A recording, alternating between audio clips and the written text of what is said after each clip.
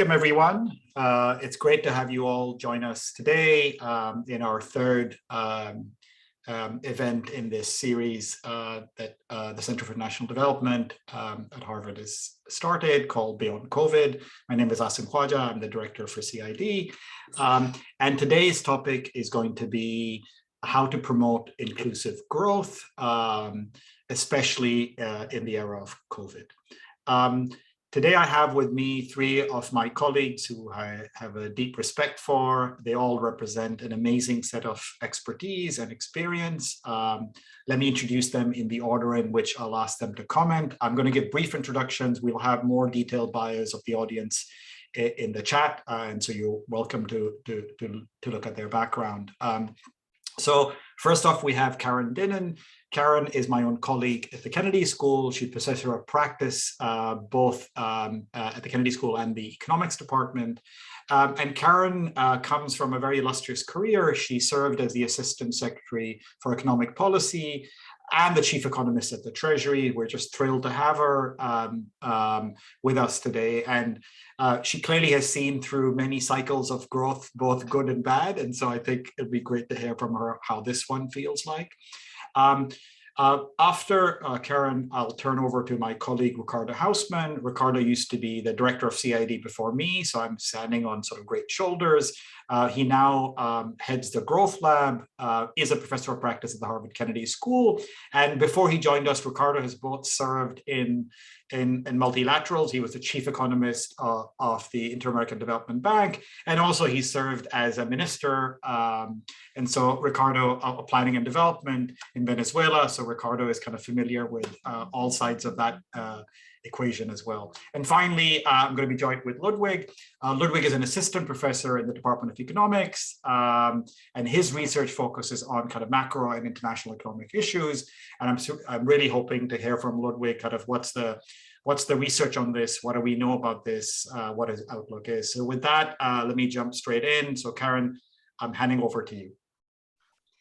Thanks, Asim, and I appreciate the invitation. This is such an important topic. I'll start by saying the pandemic has caused, as we all know, all sorts of economic fallout around the world. The way macroeconomists usually capture the loss associated with the recession is that they look at economic activity that was expected to occur but didn't occur. So if you do that, for example, for the United States, you'll see that GDP in 2020 was about $1.5 trillion lower, or 6.5% lower than where our Congressional Budget Office thought it was going to be prior to the pandemic. And I choose the United States not only because I had the data handy, but I also think it puts a somewhat of a lower bound on this across nearly all countries. Our experience has been milder than in many other countries for reasons I'll come to in a second. But in particular, lower income countries saw more losses in 2020 and are expected to continue to see a gap between their actual activity and kind of what was expected for years to come. So that's costly for them. It's also increasing income inequality across countries. All that said, I think the most significant macroeconomic losses are not just about what happened in 2020, and they're very much related to the much more tragic human toll of the crisis, in that we've just lost so many people who could be productively engaged in the economy. And it's not just the devastating numbers of death. We don't know how large the COVID disabled population is going to be. What I can say is, if you look at US survey data on how many people say they aren't working because they're sick from the virus or because they're caring for someone who is sick, it's in the millions, which is a substantial fraction of the decline in labor force participation we've seen in the United States since pre-pandemic days. So that's kind of like all the things that keep me up at night, that I worry about. I would say that the good news is that the macroeconomic losses in rich countries have been much more limited than anyone thought they would be in April 2020. Especially considering how much worse the news about the pandemic has been since then. In the United States, for example, real GDP got back to its earlier trend in the middle of this year, and probably, sorry, its earlier level in the middle of this year, probably will be back to its earlier trend by the middle of next year, okay? This is true for rich countries generally, despite staggering job losses early in the pandemic. In addition, the finances of most households, most businesses, our state and local governments, they've remained in surprisingly good shape, kind of in sharp contrast to the last recession, where it took almost 10 years for the economy to get back to normal. You know, why do we think this occurred? I think some of it had to do with the aggressive fiscal response in rich countries that replaced people's income and helped businesses and state and local governments stay afloat, much more aggressive than in the last recession. And I think some of it had to do with the enormous technological strides that have facilitated remote work and remote education. So this brings me to my last point, which is just about lessons. I think there are just two lessons, basically. And I think, first of all, fight recessions with aggressive countercyclical fiscal policy if you as a country have the space to do it. It's not a magic bullet in the sense that some countries don't have that ability to borrow to fund this kind of spending. All countries are going to have to deal with more debt. And we have more to learn about targeting these fiscal measures and the role, for example, the fiscal response has had in playing in the recent surge in inflation. My second and last lesson is we need to build off these pandemic technologies. So remote work can make people and society better off in various ways. It can increase the match between workers and firms, which is good for wages and good for productivity. It offers avenues for firms to be more family friendly. It can potentially address shortages of affordable housing. It hopefully will reduce traffic congestion and pollution. So that's all great. I do worry about the inequities. We know that remote work opportunities are greater for higher earners, and we also know that they're greater for richer countries than poor countries. So I think the fear is that this might be another manifestation of technologies that benefit some people in some countries, particularly those in the knowledge economy and not others. But I will leave you not with that unhappy point. I will just say the hopeful point, and this is something we were talking about before the session started, is that these technologies will allow for an increase in access to and a reduction in the cost of higher, post-secondary education, higher education, that will offer more opportunities for people to gain skills that will allow them to participate in the knowledge economy. So I will leave it there and turn it over to the next panelist. Great, Karen. Thank you, Karen. You raised lots of interesting issues that I hope we'll come back in a discussion. I'm really fascinated by what you call the human toll, but also the promise of technology in terms of addressing that kind of labor force changes. And particularly, you mentioned both, could it be a world where you could finally get some better family oriented? I want to bring in gender to this as well and see how that's going to play out. But those are some great leading questions for us. Thank you. Ricardo, I'm going to turn over to you. Ricardo, you're muted. Thank you, Asim. Thank you, Karen. Let me start by saying that Asim told us to be optimistic and about the possibilities of the future, and I'll try to do that. But let's start by just stating some of the uncomfortable facts. The first one is that I'm going to mention a few numbers that the IMF has put out. The IMF puts out this World Economic Outlook twice a year. And the nice thing about it is that they publish, say, the next 5 years projection. And as Karen said, it's interesting to know what they thought before the pandemic and what they think now. And so there was a horrible recession in 2020 in many countries. For a subset of these countries, this has been the worst recession ever. And it was more serious in developing countries. In Latin America, the average decline in GDP was something on the order of 9%, which if you add that to the previous trend, it's sort of like 10, 12 points below trend, but less severe in sub-Saharan Africa. But if you look at the longer term projections, it's quite astounding. So in the 2019 projection got to 2024. So the last projection we have is for 2024. If I look at the IMF's projections for 2024, the US is 2.5% above where they thought it was going to be. So for the US, there is no gap. There's above trend in 2024. For Europe, they are barely 0.7% below where they thought it was going to be. For Latin America, it's more like 6% below. For sub-Saharan Africa, it's 9% below. And for India, it's 15% below. For China, it's like 2% below.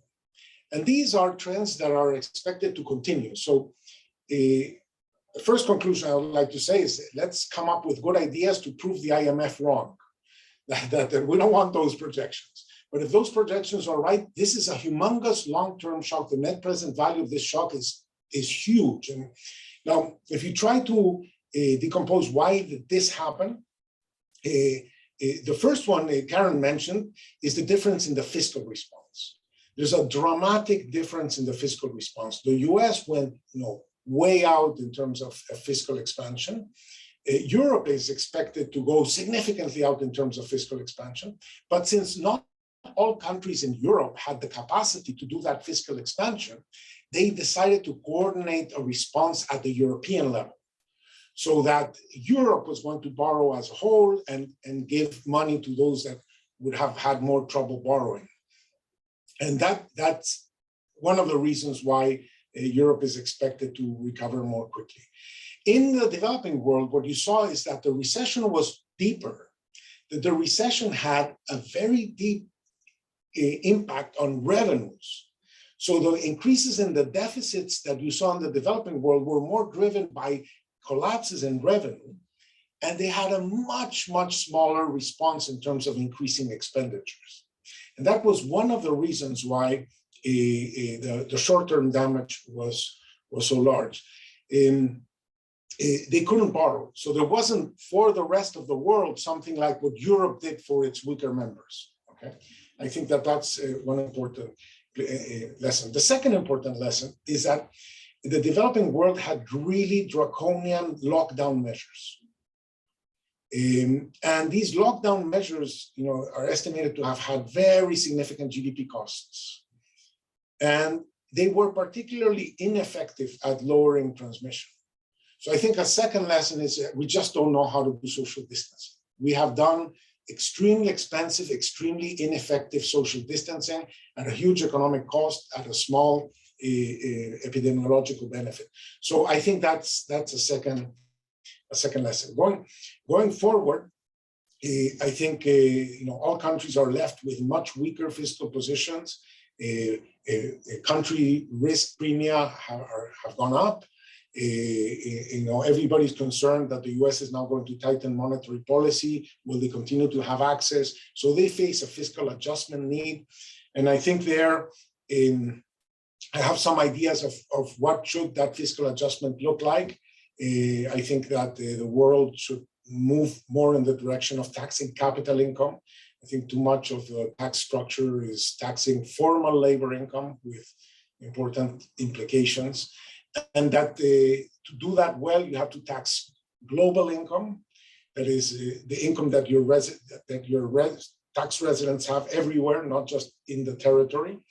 And that needs a lot of international cooperation and tax information. And the world is, I think, moving in that direction. But there's a development agenda of facilitating developing countries' ability to tax their citizens abroad through tax information sharing. And let me finish on the positive side of telework. I think that telework is extremely promising, as was mentioned by Karen. But I would like to emphasize one aspect of telework. That with COVID, we learned that things we used to do at work, we can do from home. but anything that can be done from home can be done from abroad. And that means that now developing countries can participate in tasks that used to be done in rich countries. And that is going to likely create an opportunity for new kinds of exports, new kinds of service exports for developing countries. And since they go through Zoom and the internet, being landlocked doesn't matter. Having to cross borders doesn't matter. A lot of the obstacles to participating in the global economy will be reduced. Obviously, this would have the effect of having some general equilibrium implications in the rich countries, because now many of the tasks can be done from elsewhere and so on. There's already platforms that are doing that. There's Upwork, there's Torre, there's Wiseline. There are different means through which this can happen, and I think that's an important idea. And maybe since I've run out of time, when we come back, we can talk about a little bit green growth and one of the important implications that green growth will have for the developing world. Let me stop there. Great, thanks, Ricardo. These are, again, great. A lot of them feeding off what Karen said. You added another dimension I think is going to be fascinating, which is once you go to telework, it's not just flexible work for families, but it also starts thinking about work extending outside in the developing world, and that's going to be interesting. I'm also sort of really piqued by your point about kind of this global financial crisis that has happened, and whether, you know, sometimes crises are great opportunities for organizations to find their true calling. And so is this a moment where the IMF can go from moving from like dire predictions to actually creating this kind of global public good, which is financial support, so that countries can do kind of more counter-cyclical fiscal policy in the way that you and Karen alluded was really helpful in the US. I think it'll be a fascinating discussion. I'd like to kind of turn to that as well. But before we do that, I want to hear from Ludwig. Ludwig, floor is yours. Thanks very much, Asim, for having me on this very distinguished panel. I have the problem that I'm going third after two amazing panelists. So I'm going to try to, pick up what hasn't been said yet. There's obviously a lot of different kinds of macroeconomic losses or challenges that we face coming out of this pandemic. Karen already mentioned GDP contracted at a staggering rate in the US, and as Ricardo said, across countries, this may have even been larger. Unemployment was very high last year. It's still high in many places. In the US, inflation is running high. Maybe that requires the Fed to put the brakes on the recovery sometime soon. And obviously, we face, very high public debt levels in a lot of economies in the world coming out of this pandemic. Now, those are all very important, but I'm going to try to, both as a young person, but also as a parent, I'm going to try to give you a different sense of, what we could face in terms of macroeconomic challenges going forward, namely one that's related to how young generations have experienced this pandemic and what challenges they might face and how that then influences our macroeconomies. So there's a recent study by McKinsey Research that has estimated that school kids across all age groups have lost on average about 4 to 5 months of their education during last year. So that's about half the school year. Now, these effects are there for elementary school kids and that are there for high school students. And there was no evidence that they actually have shrunk over the last year, which you might have thought because there was sort of more presence over last year than in the spring of 2020. And in fact, there's some evidence that they have even increased. This is obviously a huge issue for our kids' lives as they, go through their education, join the workforce. That might set them back relative to what they, could have achieved without the pandemic. But I think is also key for the macroeconomy. McKinsey, comes up with numbers there. Obviously, you take those with a grain of salt, but the magnitudes are staggering. So they estimate that this will reduce the economic pie, GDP, by around 150 billion per year as these generations start entering the labor force. And if you multiply this by 20, 30, 40 years, and if those gaps are not closed over their working lives, you can easily end up with numbers that are, of the order of 10 to 20% of annual GDP. And I think these are large numbers. They are even larger than the GDP contraction we had, at least in the US. So I think that's something that we should take absolutely seriously. And I think the right time to act on these issues is now. There are proposals there to try to educate our kids during the next 2 summers, for example. That would, some studies suggest that could actually help close most of this gap. But that's a very timely problem that I think we need to face right now in order to sort of avert issues down the road. Now, let me add 2 more thoughts on this issue. The first is, obviously these effects are not equal across all kids and not across all schools. We have evidence that these effects are larger in public schools, especially in public schools in low-income communities, also larger for students with minority backgrounds.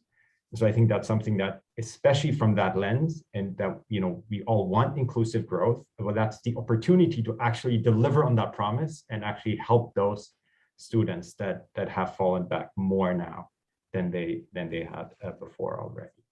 And the second thing I think that is potentially going to be very important, it's not often talked about macroeconomists. It's not of my research alley, certainly, but I think that's going to be very challenging going forward, is that mental health indicators across students and also parents have gone up quite a bit. Now I think it's 2 in 5 parents report mental health struggles, rather than signs of depression, anxiety, etc., rather than 1 in 10 before the pandemic. So these trends, I think, are things that might aggravate the situation even more. And this is just the US. With all the lavish fiscal response that we had last year, there's I'm sure there's a similar, maybe even greater struggles in other economies on these fronts. Now, I don't want to sound all gloomy. So what are signs of hope, good things going forward, that good things that have happened that may help us going forward? And here I'm going to pick up a theme that Karen has mentioned already. Namely, I think we had a very strong bipartisan fiscal response, very quick also last year with the CARES Act. I think we cannot underestimate how much that probably has helped avert a lot of hardship that we would have otherwise faced. Just looking at other countries that Ricardo has mentioned just gives us a glimpse that actually was very important. And I think it could be a recipe also to deal with future crises when there is fiscal space, right? We are in a world where the Fed has, and many central banks in advanced economies around the world, have the problem that interest rates are very low and interest rates are close to 0. And that means you can't really cut them in a recession. And so that's a huge issue, because we like to cut interest rates in recessions. Now we can't do that. And so I think a strong fiscal policy response is one way to get around this problem. And I think maybe the last recession that last year was sort of a foreshadowing what could be become a more normal fiscal policy response in places that have fiscal space. In terms of, and that would be my first, I think, lesson to draw from this, let's reinforce that. And a second lesson, going back to where I started, is let's try to anticipate some of the longer term damages of recessions earlier, right? And if these, in the case of this pandemic, come in the form of, helping young kids grow, helping educate them, making them ready for the 21st century, then that's something that we should do right now, as soon as possible, and not wait until it's too late. But great. I think that's all I have to say right now. But I hope that was positive enough. Great, Ludwig. I think just making us all think about our kids and grandkids, as the case may be, is already, to me, a positive thing, because I think it focuses attention on what really matters, which is our future. I think this is a great set of overlapping questions. I want to start straight up with the labor question, because all of you have alluded to it in different ways. And let me couch it in how you've said it. And the labor question to me is the following, which is, As much as a labor shock as we've seen, and Karen started us off with telling us kind of what that shock is in terms of labor force participation, walk me through what you think are tangible ways to kind of get labor force participation rates back up again. And let me explain what I mean by that. I mean both in terms of what Karen alluded to say, you know, if people are working at home, does that flexibility now mean people could enter the labor force when before, pre-pandemic, they wouldn't have? Is there some fixed cost that firms or we have psychologically incurred that is more willing to have us work? And I want to pose that question on 3 dimensions. I want to pose that question on gender. I want to pose that question on developing country people. I want to pose that question also in what Ludwig said on our future generation, the young people who didn't quite get those skills, but are they entering a workforce or a workplace which would somehow be more forgiving or more welcoming than it would have been otherwise? Are there any signs on that? So let me pose these questions back to you. I'm happy to have in whichever order. We can all unmute, by the way, now, whichever order you want to answer these or take these questions. So let me start. I think I'll go to your second part of the question. I think there's the way the question is typically posed in the US is, you know, why has labor force participation declined so much? Unemployment rates are back to very low levels. And the question is, why are fewer people working now than before? And what would they take it to have them come back? Is it because of the schools? Is it because of other reasons, etc.? That's in the part of the world where I work on, that's not the issue. The issue was that there was a massive destruction of formal jobs last year.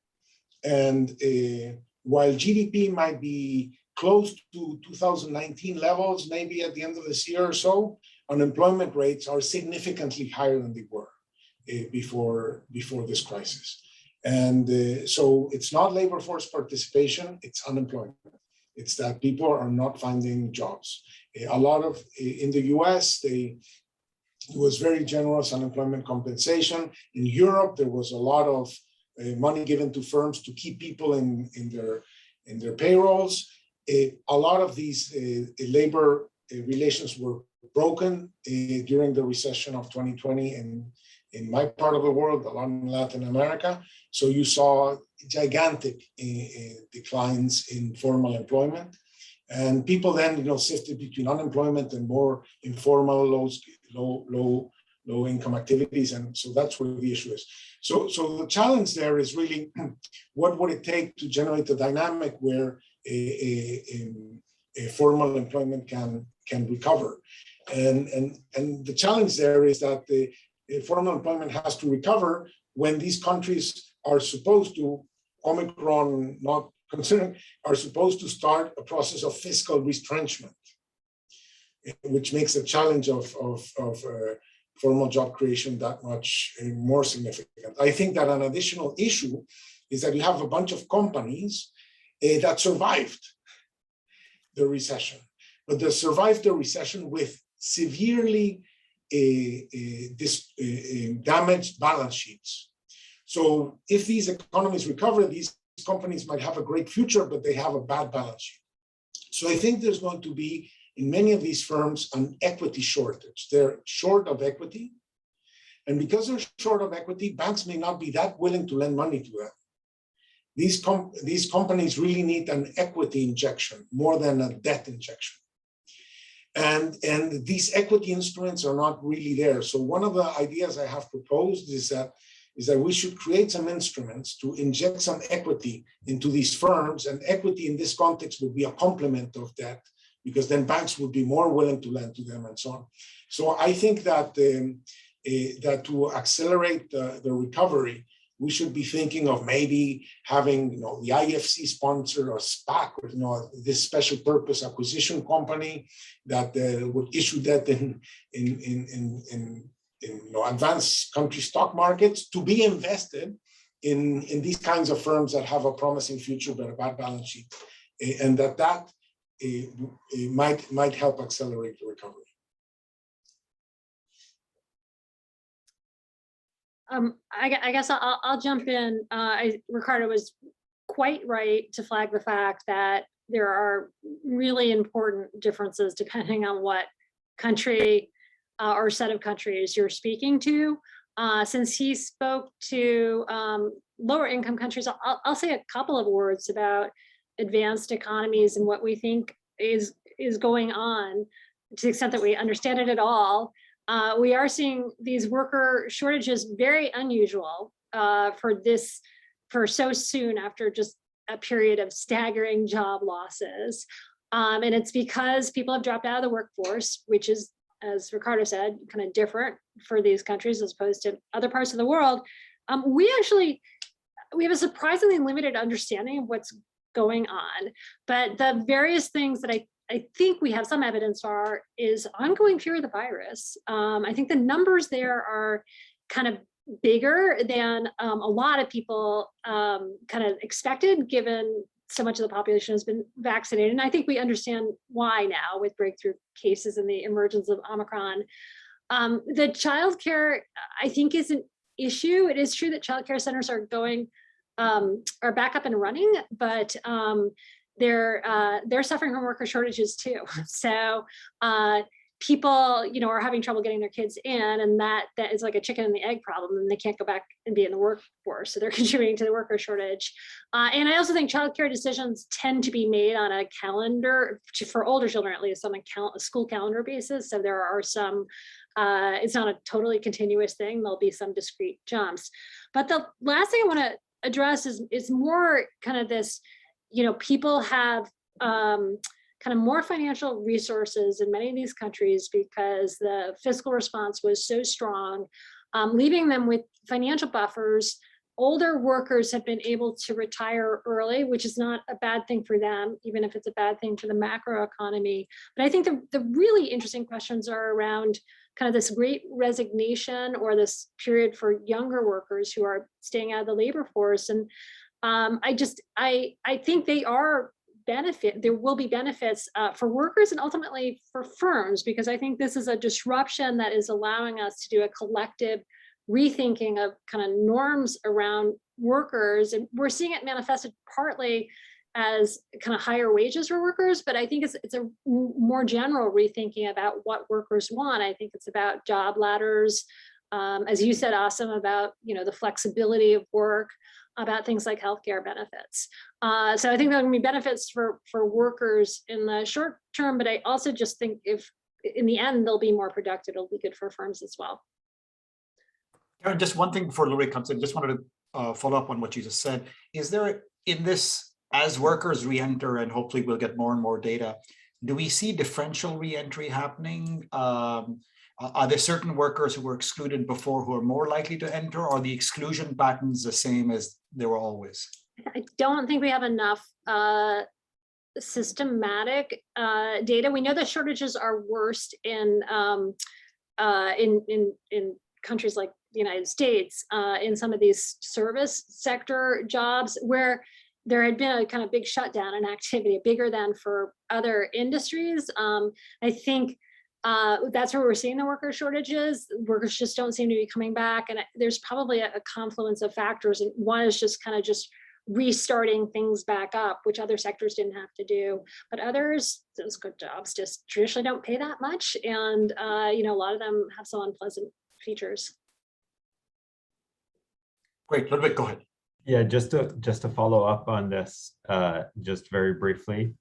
I think what Karen said is very important, is that not all of the reduction in the workforce that we've seen necessarily reflects bad things, right? I mean, there were some early retirements. We had that people, because of their increased financial buffers due to the fiscal response, maybe do not have to work 3 jobs at the same time, but maybe can focus on 2 or 1, and maybe can spend more time with their families or their dependents. So I think there are some reasons there that are actually positive for why labor force is not quite where it is, where it was predicted to be at. and maybe that, you know, increases wages, real wages, hopefully at some point as well, especially in those occupations that were sort of, you know, more left behind over the last few decades and have seen, you know, sluggish wage growth. So I'm in the spirit of positivity, I'm hopeful that this will turn out to be a more benign phenomenon, but I guess it remains to be seen. And it's also very advanced economy specific. Let me just chime in to say that if you take the U.S. perspective, this tight labor market, which is a comfortable position for workers to be in, suddenly they have more options. There are more vacancies that they can choose from, but might also help change the conversation on immigration. People, I mean, there's more complaint about labor shortages than there is complaint about you know, too many foreigners taking all the good jobs away. So maybe we can re-enter the conversation on immigration policy. I mean, we talked a bit about workers. I want to, sorry, go ahead, Karen. I just want to second what Ricardo said. The numbers on immigration, so there's been a reduction in immigration that is substantial. And the numbers are, so I've seen estimates, I'm not sure how good they are, so I won't cite them, but they are significant. It's a significant fraction relative to how much we've seen labor force participation drop by. And Karen, that's not, people are just kind of what Ricardo said, you know, you can work remotely, so you're not physically coming in, but you've taken a remote position with some company you would have come in for. The source of this is why I think it's hard to estimate, which is, you know, this is suggesting that workers who would have come into this country and taken jobs where they were working here. So there is, so we talked a lot about workers, but obviously workers and firms go hand to hand. And Ricardo already mentioned kind of, you know, equity stakes in firms or things like other financial instruments. You know, a lot of firms have, it seems like, are reallocating capital expenses, whether it be expensive office buildings, which they're not going back to. And I'm wondering, how do you guys think about that? So is that is there already an implicit tax on capital happening, which is the demand for capital is going to fall because we are reallocating? And is there any sort of, maybe this is too much wishful thinking, if that, first of all, is that happening systematically? And is that reallocation then making us focus more on labor?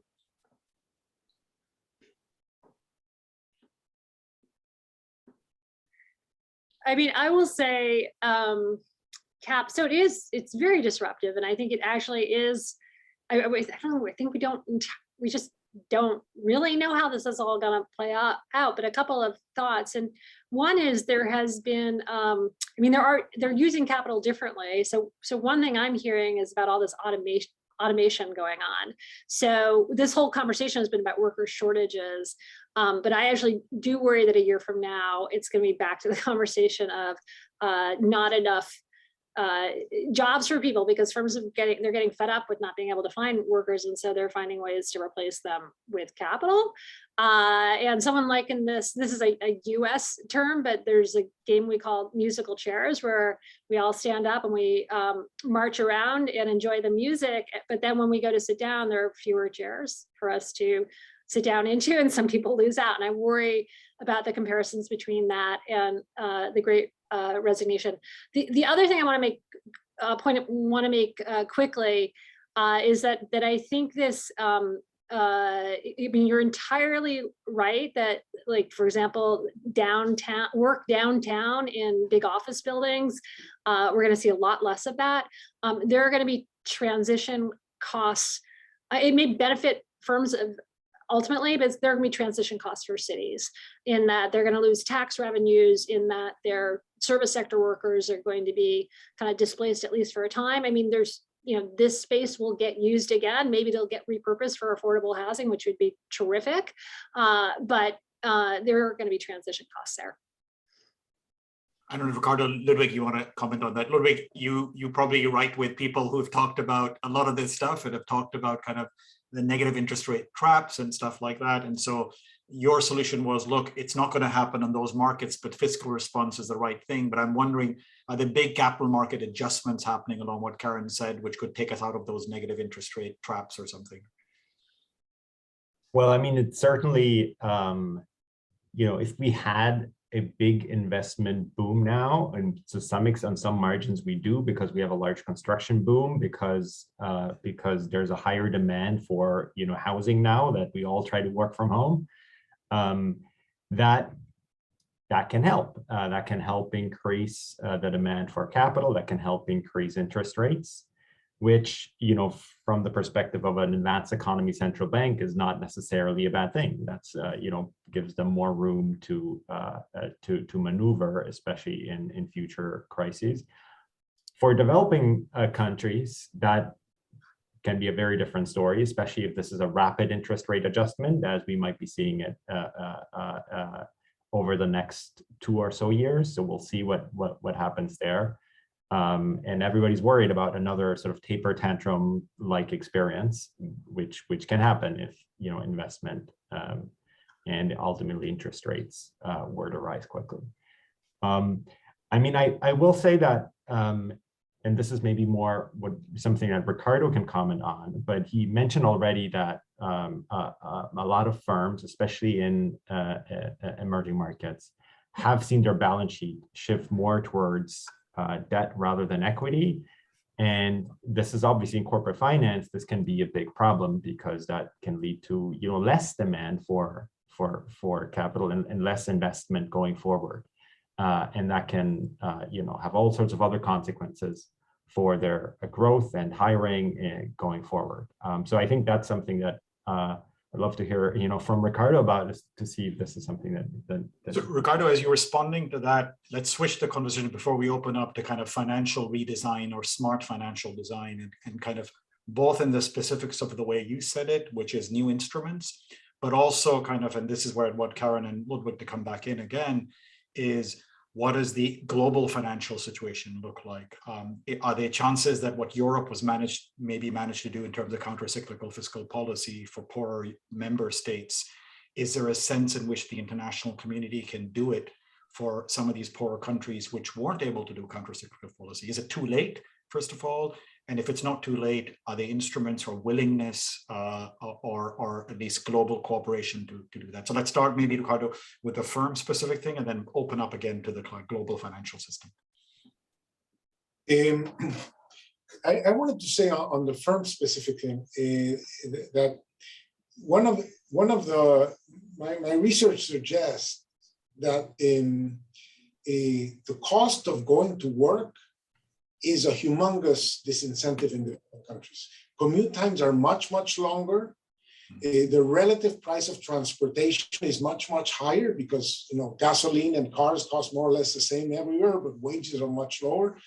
And that if this is going to allow for some design of value chains so that people don't have to crowd into this inadequate transport infrastructure, that may create some TFP growth and some ability to better use people's willingness to work.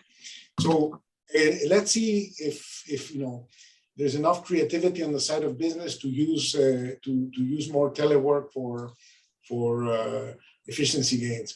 On the international front, let me say very bluntly that the reason why is during 2020, the only gain in the international front was the IMF. It was the only institution that had the balance sheet to be effective. And the reason why the IMF had the balance sheet to be effective is because its balance sheet was massively expanded to deal with the European debt crisis. So when the issue was Europe, let me put it in another way, when the issue was white people, there was a big appetite to increase its balance sheet. But the institutions that lend to brown people, call it the World Bank, the Inter-American Development Bank, the African Development Bank, they were not recapitalized. So when the crisis arose, the IMF put on the table $1 trillion. And the World Bank put on the table $10 billion, 1%. Okay, and the IDB put on the table $3 billion. Irrelevant numbers, irrelevant numbers. So I think that if we are going to rethink, so that we want to have international finance for people of different colors, I think we need to recapitalize these institutions. Karen, Ludwig, do you want to come into that? That's a strong advocacy Ricardo has done, makes a powerful argument. I totally agree with that. I mean, there's a large problem that fiscal policy tends to be too pro-cyclical in emerging markets, precisely because fiscal space evaporates exactly when you need it the most. And if we can have institutions that come in and help exactly when there's a need, I think that's exact. I mean, that's what we need. So I'm fully on board with that proposal. Karen, we have 2 votes for this. Yeah, I'm not going to make this more interesting. I agree with Ricardo as well. And you know, people have been saying this throughout the pandemic, but we're seeing it now more than ever that, you know, these countries, you know, weren't in such a, if these other countries weren't in such bad shape, you know, we maybe wouldn't have kind of the vaccine inequity, and we wouldn't, the rest of the world wouldn't be suffering the kind of costs of, you know, various things that are related to the fact that they have not been constrained from getting their countries back on their feet. And this may not be the worst of them, right? So I totally agree with Ricardo. So if I want to create some more mess in this conversation or more strife, how realistic is that? Let me play devil's advocate. Is that really a pipe dream, a wish list we come in at night to sort of this little nursery rhyme with fairy tale we tell ourselves, or is this actually realistic? Let me mix it with a green story. I think that there's one aspect of the decarbonization agenda that I think the world has not focused on enough. And that is a particular feature of oil and coal. That oil and coal are incredibly well suited for low transportation costs. And, you know, to send a barrel of oil from Saudi Arabia to China, or from Saudi Arabia to the US, etc., costs a small fraction of a barrel of oil in Saudi Arabia. So that means from an energetic point of view, the world became flat. And the world, meaning that you could be an energy poor country specialized in energy intensive products. That is, you could make steel in Korea. If the world is going to decarbonize, it's going to use more green energy, but green energy is much less transportable than fossil fuels. Electricity is very hard to transport. Hydrogen is much more expensive to transport, etc. So you would want to locate energy intensive industries in green energy rich places. That's going to kind of deglobalize. There's going to be an unflattening of the world from an energetic point of view. And that is going to imply a massive reallocation of capital. It might generate great opportunities for people that have serendipitously the right mix of green energies. But I think that in the context of the green agenda, there might be a lot of appetite to put capital on the table. Karen, Ludwig, you want to respond to that or agree, disagree? I agree. I mean, that analysis. We're in a very agreeable mood today. Shocking. 3 economists in the room, 4 economists in the room, and all. Let me turn. This is great. Thank you, guys. This is a lot of fodder already. There's a gazillion questions in the Q&A. I've had Faye group them. She just emailed them to me because it's impossible to get through each one of them individually. I'm going to read out broad categories of questions. What I'll do is I'll give you the big heading under which they're under, and then just read out the individuals, their versions of this, but I'm going to be unfair and have them just group answered, because I think that's the only way to kind of do this in a way that's respectful of everyone who's asked a question and still respectful of the time we have. So let me sort of jump straight in, and I'm going to kind of read these out to you. I know you don't have them. Faye, if you don't mind putting them in chat for the panelists, they can see them as well, but I think it's just easier if I just read them to you and you can just respond to the parts you're listening. There's a bunch of questions around inclusivity in general and also green growth. And I want to kind of raise all of these together, and then just all 3 if you can respond in the way you want to. So let me just quickly kind of read them out.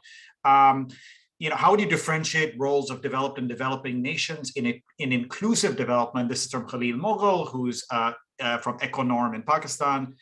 inclusivity is key in Malaysia's development agenda. Gaps across income class regions are widening. COVID-19 is worsening modernization and these gaps. What are key elements to close these gaps in growth? This is from Nurul Azlan Ghazali, who's from the Economic Action Council in Malaysia. What do we literally mean by inclusive growth? There's a question on that. To what extent do we think sort of this inclusive growth means we should be greener and more gender oriented? So kind of mixing these ideas of inclusivity with green energy, greenness, and more pro-gender. This is from Miranda Carlos, who's from Chile. Does sustainable growth include green growth? Niels Handler is asking this from LSE. And in general, do we think we see a link between the effects of COVID and an increased emphasis in the energy transition? So I know there's a bunch of questions I've just posed. They've been crudely grouped together, but I'm hoping it's a broadly related set of questions. So I don't know if you want to respond to these. So both, what do we mean by inclusive growth? How we define it? How is that related to the green energy sort of movement or transition? How is that related to gender? Are we worried that these gaps in inclusivity are getting worse and worse and COVID has worsened it? I'm happy to go first on this question. Go ahead. So I think, as I mentioned already, I think per se, growth differentials across different groups, across countries are probably worsened by the pandemic if we don't act now. And this is not right now showing up in measures, say, of income inequality, because a lot of income support last year was progressive, so it helped more the poor. So that was, it reduced inequality to some extent, as estimates suggest last year, but for at least the US. But going forward, I don't think we expect that to happen, especially if these education gaps start remain large and are not closed. So I think per se, I think there's no reason to imagine that, especially in advanced economies, that inclusivity increases because of the pandemic. Now, there are obviously opportunities there, and both of my co-panelists mentioned some of them, that remote work could help for enable access to certain jobs that are currently not available to subpopulations, especially in I would say emerging economies. But overall, I think the trend is probably one of less inclusivity unless we act. I think it's I haven't worked that much on the green transition. I would, maybe some of my co-panelists have an opinion on that. Per se, it's not obvious to me that the green transition will make growth itself more inclusive, right? If we replace a coal miner with somebody who develops the next level wind turbines, those are probably very different people. And so I can see that is not necessarily going to be a shift towards inclusivity and of its own. And so, it's not the case that if we fix the climate, maybe necessarily we're also going to, make growth more inclusive. So that there could be a role for separate agendas here, one that focuses on climate change and one that focuses on inclusivity. And the way I would define inclusivity, I mean, it's hard to define because it can mean different things. For some people, it means equality of outcomes. For the others, it means equality of opportunity. I think the latter is probably sort of the common denominator across. I think everybody agrees that that's something we should definitely strive for. And what I argued is that during the pandemic, I think opportunity gaps have increased, and so maybe one step towards equality of opportunity could be to close those gaps that have opened. Karen or Ricardo, you want to come into this? The only thing I'll build on, on the, how do we define it question, whoever used the word sustainable, I think that's really key. I mean, so there's this narrow definition, which is the income our economy is generating, is that broadly shared, in the moment. But I think, it's not just in the moment. It's, is whatever we're doing, can that be sustained? And that's where I think the green comes in. It's obviously not sustainable if we're using up all our resources.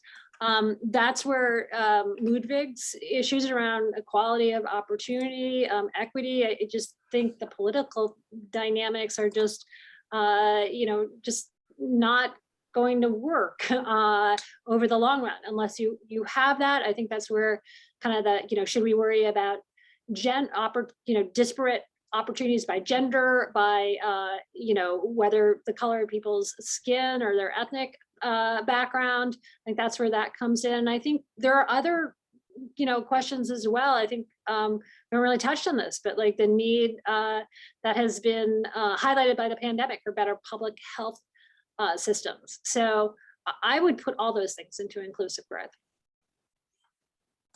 Ricardo? Well, let me mention one thing about green, that I think we are moving, and the decarbonization agenda is going to create a war between air environmentalism and earth environmentalism, if you want, because to decarbonize, we need to electrify. And to electrify, we need a lot of copper, we need a lot of aluminum, we need a lot of rare earths and so on. So we need a big expansion of mining activities. And that has been one of the enemies of the environmental movement, has been mining. And now we have, for example, in Chile, we have in Peru, governments that are sort of like very environmentalist and consequently anti-mining. That is going to increase the cost of the things that would allow us to decarbonize. So I think that that's one element where I think one interesting discussion going forward has to happen. On the issue of inclusivity, if I think of global inclusivity, right? That is there going to be a role for developing countries in green growth? I would think that the framework up to now has been for every country to commit to lower its footprint. But the question is there a role for developing countries to lower the rest of the world's footprint by doing in those developing countries things that if they were done elsewhere, they would be much more carbon emitting, right? So relocating towards where the sun is, where the wind is, where the hydropower is, that's another conflict between two forms of environmentalism. Hydro has been not considered green because it damages the earth. So so there I see a possibility of thinking of green growth as creating ways for the developing world to develop itself by making a contribution to doing things in a greener way that cannot be done in such a green way elsewhere.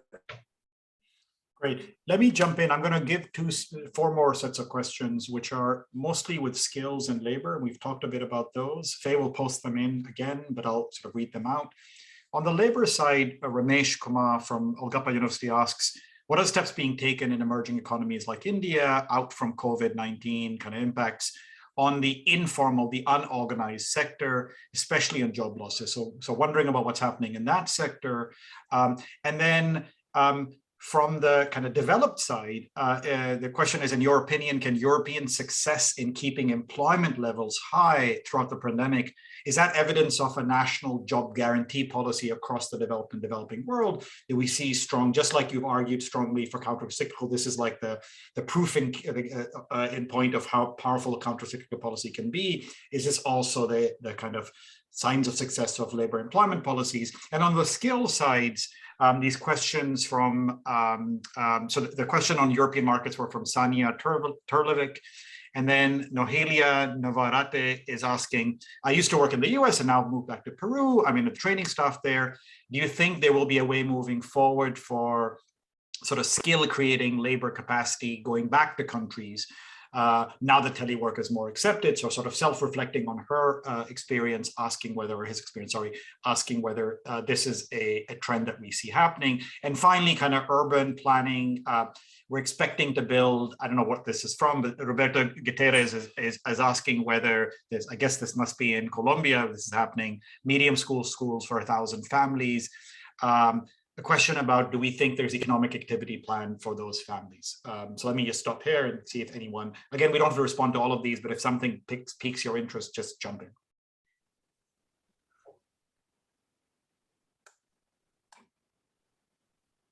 I'm happy to say something on the job guarantee policy. So I'm from Germany, and in Germany, we have these work time, short work arrangements, Kurzarbeit, where, you know, during recessions, especially during the course of the Great Recession, and now during the pandemic, where, you know, businesses were incentivized to keep workers on payroll, even though that meant that, you know, they couldn't, even though if, you know, they didn't use them as much, and, you know, workers worked less, sometimes even didn't work at all during the pandemic, but they still got paid, they were still on the books, they still kept a relationship with their employer. And I think there's research coming out now that is has some positive effects, and that it's not exactly a job guarantee in the sense that the government guarantees that position, but I think it's more of a, you know, an incentivizing mechanism that the government sort of helps the firm cover the costs of, you know, keeping workers on their books that are, you know, would be otherwise sort of too expensive to have, and would otherwise maybe let go of some of these workers. And so I wouldn't see it as sort of, it's a job guarantee policy, and from now on we're just going to guarantee jobs. I would more think of it as sort of an additional subsidy that sort of nudges firms towards, you know, maybe not laying off as many workers as in a usual recession. Now, why do we think that's a good idea? There's work that suggests that there are sort of congestion effects in labor markets, that, you know, if all of the firms sort of lay off workers at the same time, that's not healthy for the economy, and that's certainly not healthy for the workers that get laid off, that need to find a new job and have a hard time if everybody else is looking at the same time as well. And why is it important that doesn't morph? I think it's important that doesn't morph into a job guarantee policy, is because we do want some reallocation. We had, you know, lots of, you know, points that we discussed here among the four of us that sort of already hinted at that there's lots of, you know, reallocation happening in the labor market, and this is, some of it is related to the pandemic itself, and the fact that, you know, what labor looks like post-pandemic will have changed. But some of this is also related to green transition that's sort of ahead of us.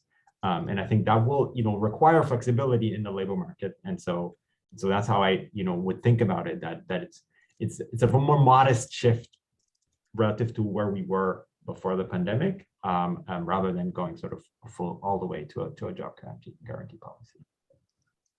Thanks, Ludwig. We can keep going unless someone wants to add to this. There's a bunch of questions. That was a great response. I don't know if you, Ricardo, there's one question in some sense of this, like exports of jobs.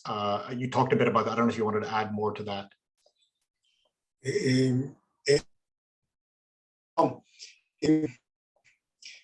I think that the stock of jobs is not fixed, right? So if in a world in which you have people from other countries being able to perform more tasks, then the world can do more, right? And then those people would have higher incomes, they would import more, etc. So I think that a world where, let me mention one thing about inclusiveness. The way I think about inclusiveness is that modern technology requires a lot of sort of like a very deep division of labor. Modern production requires a lot of knowledge that resides in many different heads. People have to know about accounting, finance, marketing, production, procurement, contracts, taxes, etc., etc. And to know about all of these things, you need a team of people that have specialized in these different areas, and they have to come together, they have to commute to work. And so all of these complex activities can only happen in places that have all those diverse skills. So if you want to make a movie, you have to be in Los Angeles because it's the only place where you have the video editors and the sound editors and the special effects and et cetera, et cetera. So all people have to come together. And so if you were in these highly complex places, they can have highly complex production and everybody else cannot do it because they don't have that broad mix of skills. If suddenly you don't have to bring all these people together, they can be in different parts of the world, then people can participate in those complex activities while not having that great variety of skills. And it makes progress more accessible to more places and more people. So that's why I think it's promising. This idea of telework is promising in relaxing one of these constraints. If you look at just the congestion in Los Angeles, that's a picture, or a congestion in Vietnam for that matter. That's just a picture of how much people are willing to sacrifice just to get together. If we can find a way around that, many opportunities open up. Thanks, Ricardo. There's a question on fiscal policy, and since Karen, you raised this in the beginning, I'm going to turn to you on this. The question is posed by Zubair Shahid from the UN, and I'll read the question out. Countercyclical fiscal expansion seemed to have been a big stabilizing force where it could be afforded. With domestic revenue mobilization mainly through taxes lower due to suppressed economic activity, dwindling supply of external official flows and assistance, what options do we have to bolster fiscal capacities and transitions to sustainable economies, especially in the global South? So what are the things we could use? You gave me the easy question. I gave you the easiest question, Karen. So I guess I'll, just start out by saying countries around the world, even those that did not kind of have a big discretionary fiscal response, have seen increases in their debt. And so far, it's been okay because interest rates have stayed low in lots and lots of countries, most countries. And so if you look at their interest burden relative to their GDP, it hasn't risen much, even in the poorest countries. But I'm worried about that. And I think we've already touched on that in this panel. I'm kind of really, worried about will that, this has been a surprising development, and I think that's made people hopeful that interest rates will continue to remain low. But we worry because the rich countries are going to start raising interest rates. That will bring up global interest rates. But we worry just more generally that something could happen to make investors very nervous, and then the capital runs away from those countries. So I just want to get that one out there. Now to the question, it is a really hard question. I get asked it all the time whenever I talk about one of the lessons is you have to go big with countercyclical fiscal policy. I think it's a question about getting investors, keeping them willing to buy your debt as it gets higher during a period like this. And, the best answer I have is kind of good fiscal frameworks can strengthen countries' credibility to give them a little more space. So what am I talking about here? Kind of long-term fiscal targets. For example, what is your, in the long term, where are you going to be in terms of your debt relative to GDP? That's not a really, determining what those targets should be isn't an easy question at all. I get asked this by my students all the time, which is what's the magic level of debt that you can't go above? We don't really know, but kind of some thoughtful thinking around kind of given where your country is and the state of the world right now, what should be kind of your long-term fiscal target, and then a credible plan to get to that target, which would include a credible macroeconomic forecast, because we know that's a way that kind of countries can kind of, cheat on this, which is you can have a really rosy macroeconomic forecast that makes it look like you're going to get to this target level of debt when a realistic forecast wouldn't put you there. It also needs to include kind of flexibility to deal with crises. I mean, if you're going to be realistic, you got to say it's not always going to, every year is not going to be like a year that, is a good year for the economy. You're going to have bad things happen. And so what kind of criteria are you going to use if you want to take a pause on kind of this framework getting to your longer term goal. So I think setting all those things out can help. I know it sounds very hypothetical. If you look at chapter 2 of the October 2021 IMF Fiscal Monitor, they have some some good evidence in there that these steps actually do seem to work for countries. So that's kind of a hopeful sign. I know it's not like a kind of magic bullet, but hopefully that would help. Great. We just have time for sort of 2 more questions. So let me sort of turn to Ricardo first for a quick response, and then a question back to all of us as well. There's a really insightful question by Anthony Jones from AJ Solutions about supply chain. And Ricardo, I'm going to pose this to you. And this idea is basically supply chain shocks that were driven by COVID basically led to lots of localization of supply chains. And so the question is, do we see a trend moving towards that? Are we going to balance this idea of secure local supply chains? Are we going to get industry to become more localized for that security reason? But then obviously that has its downside as well. So I wanted to see if you want to respond to that. Sure. Well, I mean, there's been several themes that have been moving in that direction. Starting with the trade war with China, right, where people started the idea of reshoring, nearshoring, and I've seen some activity of that. It's a big theme in Latin America, where countries think it's going to be an opportunity for them to nearshore, but the only place where I've seen this happen with force is in Mexico. And this comes to one aspect of value chains that I think has not been sufficiently emphasized. And that is that value chains like to operate at very short distances. I just did an analysis with my colleagues Frank Nefke and Mate Hartog, looking at FDI in Germany, German FDI and Austrian FDI in Eastern Europe, and the decay with distance is just amazing. I mean, they have expanded their value chains, but right next door, actually, value chains decay with distance much more than trade.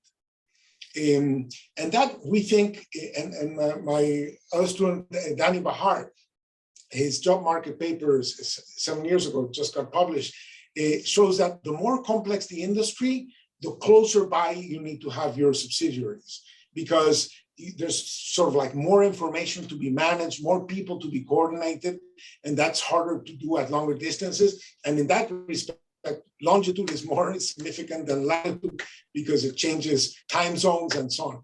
So global value chains have always been very localized. It's sort of like there's Fortress North America, there's Fortress Europe, and there's Fortress China. And around there, so you might have Vietnam, you might have, the Czech Republic, and you might have Mexico, but they were never really that global. They were connected through containers and things that can be shipped easily, but the value chain itself was quite localized. So one question here is whether those coordination costs might change now in a world of Zoom and so on, so that it would be, one of the advantages of the pandemic was not that I chose to Zoom, is that everybody chose to Zoom. So it's, had I gone on a trip to a country to visit them in the office, they were not going to the office, they would stay at home. So the only way to have a conversation was in Zoom. That was a coordinating thing. I wonder if this great dependence of value chains on distance, or distance is actually more important for value chains than for trade, whether that's going to change going forward. And by the way, whether we're going to get over the China trade war, because it's interesting that with all these value chain considerations and concerns about inflation, nobody has talked about undoing the trade war with China. So we're out of time.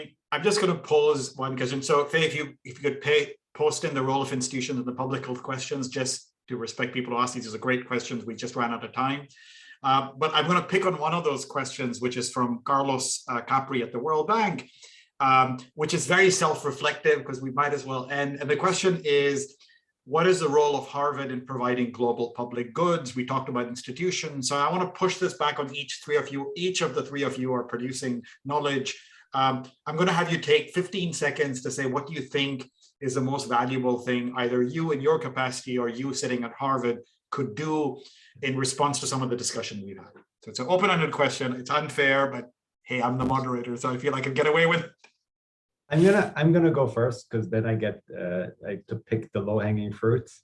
I think one of the main things that we've seen is that Zoom lectures are not the most pleasant for either students or faculty, but they work. And I think one thing that a educational institution as prestigious as Harvard could do, I think, is disseminate knowledge more in terms of online courses that are maybe opened up to students all around the world, not just from a few blocks in Cambridge, Massachusetts. So I think that's one big opportunity going forward for an institution like Harvard. Ricardo? Karen? Turning it to me. Ludwig's was so good. I think maybe we should stop there. But anyway, no, I think the dissemination, doing the research, so we raised all sorts of questions that we don't know the answer to. So take what Ludwig was saying about kind of the European employment response. He posed the two sides of that. It's reallocation versus like avoiding the frictions of displacing people from their jobs. So we don't know the answer as to what's best. So I think that kind of research really can kind of help improve economic policy such that we can take concrete lessons that will help us through such a crisis in the future. Let me take a crack at that answer by describing how we are thinking of this growth lab that I direct. The growth lab is a group of, we're now about 50 full staff members.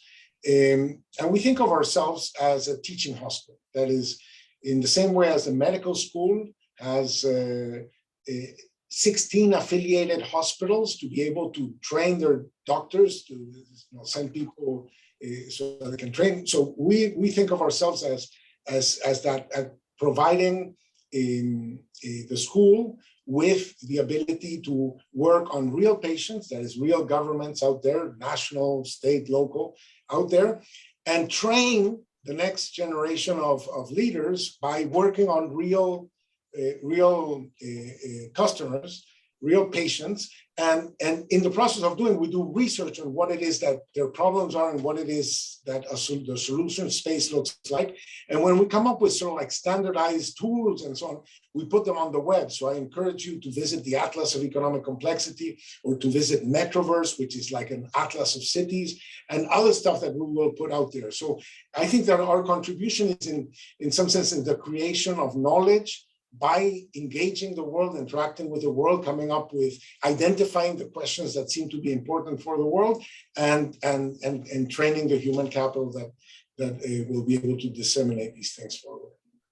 Great. This is just wonderful. Thank you, all three of you. I think one thing Ricardo says, which is very close to what CID does and all of our arts, is we would love to have research meet practice. We have researchers who come from the world of practice. We have practitioners who are excited about research.